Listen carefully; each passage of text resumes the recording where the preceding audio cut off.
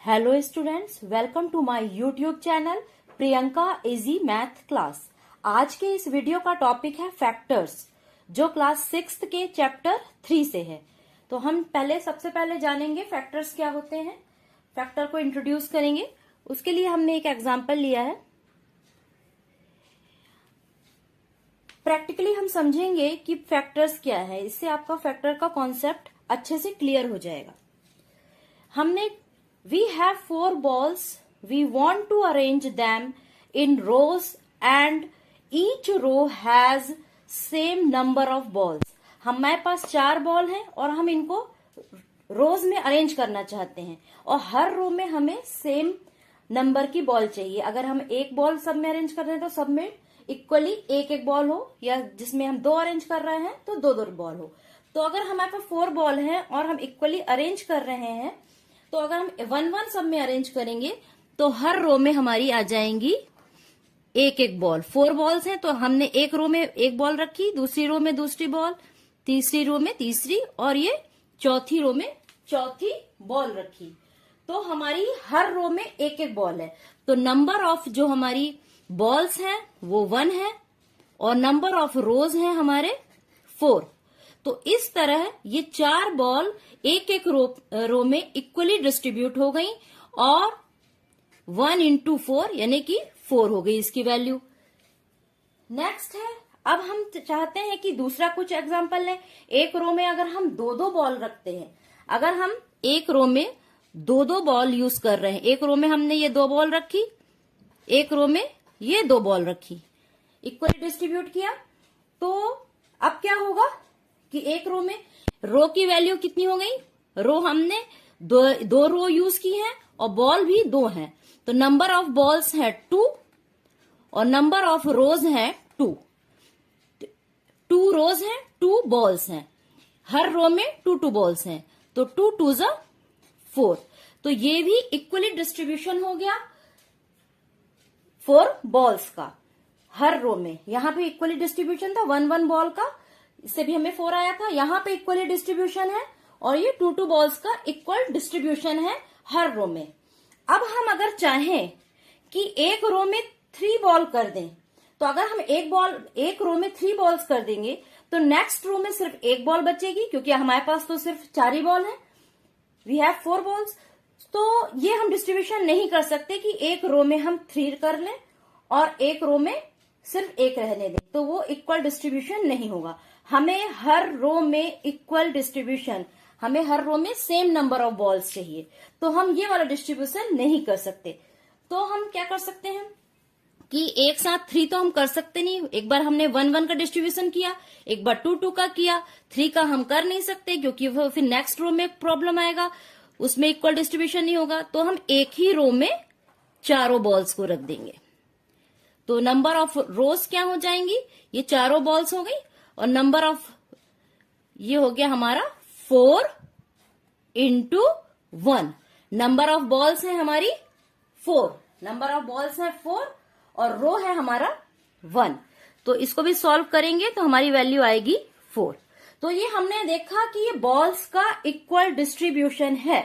एक बॉल्स का equal distribution उसमें करने में हमने पहले 1-1 बॉल ली, तो 1:4 हो गया कि एक बॉल है 4 रोज में। फिर हमने 2 into 2 बॉल्स हैं 2 रोज में। फिर 3 वाला पॉसिबल नहीं था कि अगर हम एक रो में 3 बॉल्स लेते, एक रो में 1 बॉल लेते, तो वो पॉसिबल नहीं था, तो वो इक्वल डिस्ट्रीब्यूशन नहीं होता। तो वो हमने ये वाली चीज 3 बॉल एक रो में वो स्किप कर दी। नेक्स्ट हमारे पास आता है, तो हमने एक रो में ही 4 बॉल्स को अरेंज किया। तो 1 रो में हमने ये 4 बॉल्स अरेंज की, तो हमारा हो गया 4:1। यहाँ पे 1 रो है और 4 बॉल्स है। तो ये हमारा था बॉल्स का इक्वल डिस्ट्रीब्यूशन। इस डिस्ट्रीब्यूशन से हम फैक्टर्स को क्लियर करेंगे, तो ये हमारे कहलाएंगे 1, 2 and 4। यहां पे जो हमने समझा, यहां पे 1, 2, 4 are exact divisor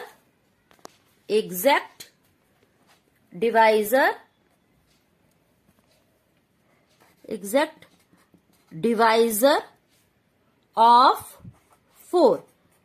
exact divisor of 4। They are called factors of 4 और इन्हीं को हम कहेंगे factors. They are called factors, they are called factors of 4, they are called factors of 4। तो ये हमें फैक्टर समझ में आ गया होगा। फैक्टर्स क्या होते हैं? जो हमें इक्वली डिस्ट्रीब्यूट करते हैं। ये 1, 2, 4 are the exact divisor of 4। जो हमने 4 बॉल्स ली थी तो 1, 2 और 4 करके हमको एग्जैक्ट डिवाइड किया था। 3 से तो हमारा डिवाइड नहीं हो रहा था, तो ये हमारा फैक्टर इंट्रोड्यूस हो जाता है। इसकी डेफिनेशन समझेंगे। इसकी डेफिनेशन है a factor of a number is an exact divisor of that number, कि एक फैक्टर जो होता है किसी नंबर का वो एग्जैक्ट डिवाइजर होता है। जैसे जस्ट लाइक हमने 6 ले लिया, अब अगर हम इसको 1 से डिवाइड करें, एग्जैक्ट डिवाइजर होना मीन्स रिमाइंडर 0 आना चाहिए। अगर हम इसको 1 से डिवाइड कर रहे हैं यानी इक्वली डिस्ट्रीब्यूट करना है तो हमारा रिमाइंडर 0 आना चाहिए। तो 6 को अगर हम 1 से डिवाइड करते हैं तो क्या वैल्यू मिलती है हमें? 0। यहां पे मिल रहा है रिमाइंडर 0, यानी 1 इंटू 6 इज इक्वल टू 6, यानी 1 यहां पे इसका एग्जैक्ट डिवाइजर कहलाएगा। अगर हम 6 को अब हम 2 से डिवाइड करते हैं, 2 3 6 कट जाता है, 0 आता है, यहां रिमाइंडर 0 है, तो 2 into 3 is equal to 6। 2 into 3 is equal to 6। अब अगर हम 6 को 3 से डिवाइड करते हैं, 6 को हम 3 से डिवाइड किए, 3 2 6, रिमाइंडर आ गया 0, तो 3 2 भी 6 होता है, तो ये भी इसके एग्जैक्ट डिवाइजर में आएंगे। फिर अब 6 और किससे डिवाइड होगा?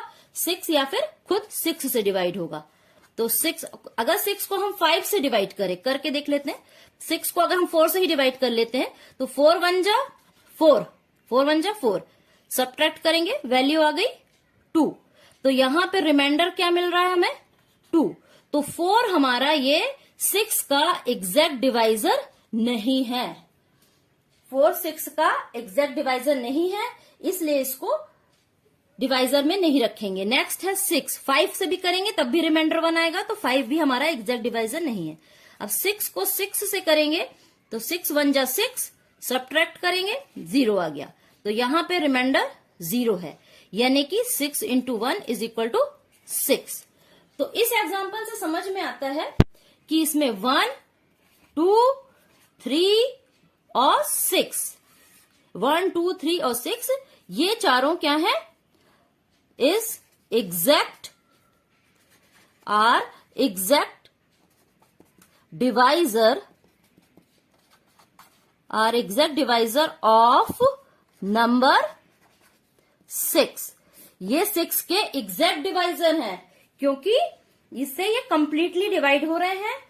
1 से 6 कंप्लीटली डिवाइड होता है, 2 से कंप्लीटली डिवाइड होता है, 3 से कंप्लीटली डिवाइड हो रहा है, 6 से कंप्लीटली डिवाइड हो रहा है, यहाँ रिमाइंडर 0 आ रहा है, तो ये इसके एग्जैक्ट डिवाइजर कहलाएंगे। तो फैक्टर क्या होता है? Factor of a number is an exact divisor of that number. अब यहाँ पे हम देखते हैं कि 1 हमेशा, कोई भी नंबर है वो 1 से तो डिवाइड होगा ही, तो 1 is the factor of every number. तो 1 जो होता है हमेशा ही, कोई भी नंबर है तो 1 उसका फैक्टर होगा ही होगा, तो 1 is the factor of every number. और है नेक्स्ट प्रॉपर्टी है every number is a factor of itself. कोई भी नंबर है वो खुद से डिवाइड हो ही जाता है। 6 है, 6 से डिवाइड होता ही है। Every number is a factor of itself, तो 6 खुद भी 6 का फैक्टर है, क्योंकि 6 को 6 भी डिवाइड करता है। और 1 जो फर्स्ट प्रॉपर्टी थी, 1 is the factor of every number, यहाँ पे देखिए ये 1 is the factor of every number, तो 1 भी फैक्टर है 6 का और 6 खुद का भी फैक्टर है। Every number is a factor of itself. अब यहाँ पे हम देखते हैं कुछ प्रॉपर्टीज। एक और नेक्स्ट प्रॉपर्टी है, वो है number of factors of a given number are finite.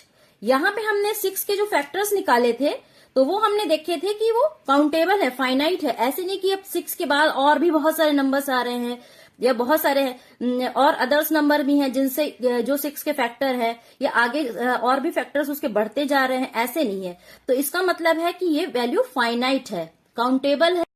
अब इस फैक्टर के टॉपिक को हम कुछ एक्सरसाइज, कुछ क्वेश्चन सॉल्व करके समझेंगे। तो एक्सरसाइज हमारी है 3.1 जो एनसीईआरटी के क्लास 6 की एनसीईआरटी बुक से है। इसका क्वेश्चन नंबर 1 है हमारा, right all the factors of the following number.